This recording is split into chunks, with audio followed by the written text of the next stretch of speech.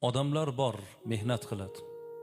Bola chaqam bu narsa qilib olay deb turib, yaxshi kiymaydi, yaxshi yemaydi, o'ziga qaramaydi. Ertaga bolalarim oyoqqa tursa, bolalarim rohati bilan yuraman deb. Lekin 60 ga yetib yetmasdan o'tib ketib qoladi. Qilgan mehnatini, rohatini ko'rmaydi.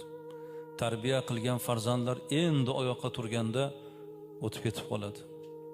Shuning uchun mana safimizda yoshi ulug' otalar, nafaqa yoshidagilar, 70, 80, 80 dan oshgan mana otalar, sizlar Allohni suygan bandasiz.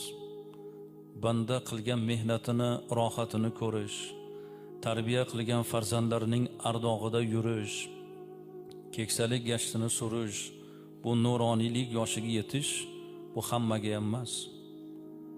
Va mana shu yoshga yetish faqat sababi sog'ligini e'tibordan emas.